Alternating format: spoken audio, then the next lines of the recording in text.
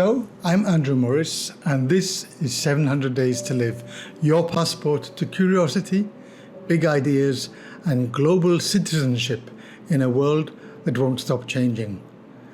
Many years ago, back in the mists of time, I wrote a dissertation for my master's degree in education. The title was Turning Habits into Choices. The target audience back then was teachers, and I was hinting at the power of reflection on what we did in the classroom, when we did it, how we did it, and above all, perhaps, why we did it. The driving force behind the research I undertook was simple.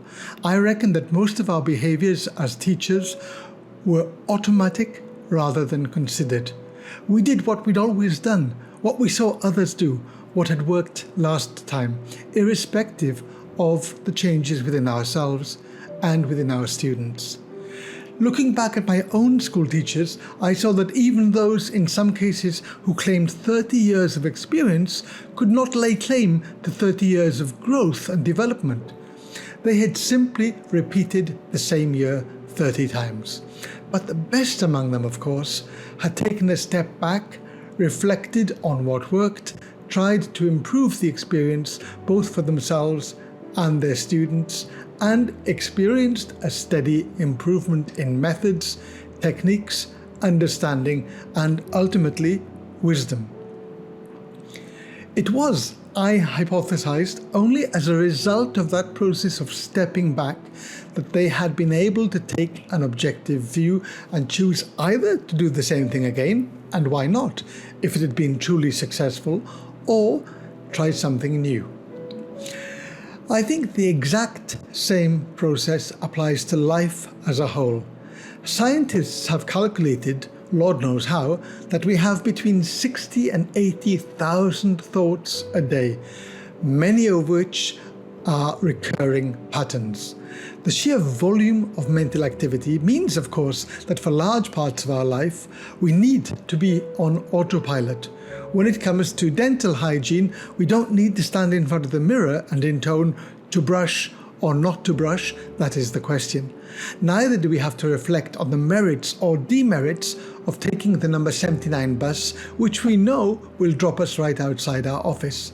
These are givens. But there are other areas of life where we can reflect and exercise a great deal more choice. The way we interact with our family or friends or our partner, the places we go for meals out, the route we take through the park. In fact, in daily life, there are countless moments ripe for intentional choice. For example, when faced with stress or conflict, we often default to reactive patterns, defensiveness, avoidance, or blame. But we can choose instead to pause, breathe, and respond with empathy or curiosity, opening space for understanding rather than escalation.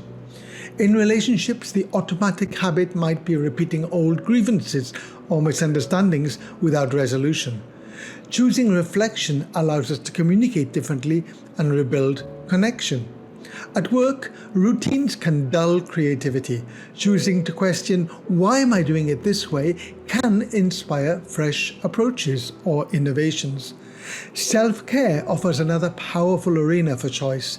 Instead of autopiloting through exhaustion and burnout, we can choose to recognize our needs, set boundaries, and nurture ourselves intentionally. Even in thought, when old negative patterns or limiting beliefs arise, we can catch and reframe them, shifting our inner dialogue towards possibility and growth. This is clearly a challenge, how to catch our habits rather than just continue repeating them. Well, the good news is that our brains are remarkably adaptable thanks to a process called neuroplasticity. This means that throughout life, the brain can physically rewire itself, forming new neural connections or strengthening existing ones in response to new experiences, learning, and conscious practice. It's why learning a language, picking up a new skill, or changing habits isn't just a metaphorical growth, but an actual physical shift happening in the brain.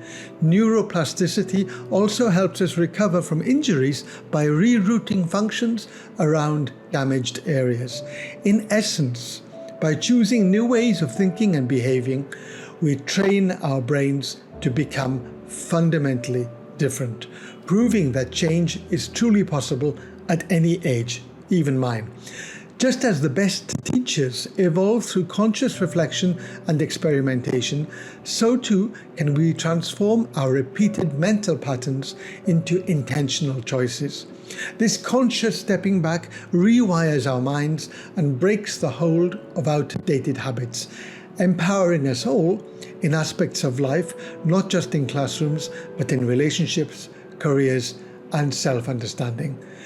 Turning habits into choices is ultimately the foundation of meaningful growth and wisdom. You know, I really enjoy sharing these insights with you.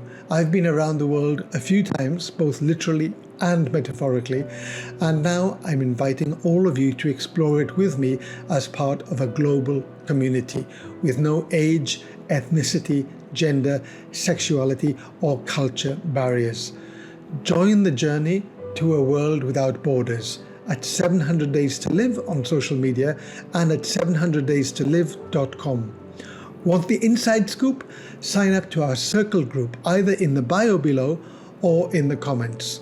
And talking of comments, I'd love to hear what you have to say, or if you have a similar journey to share.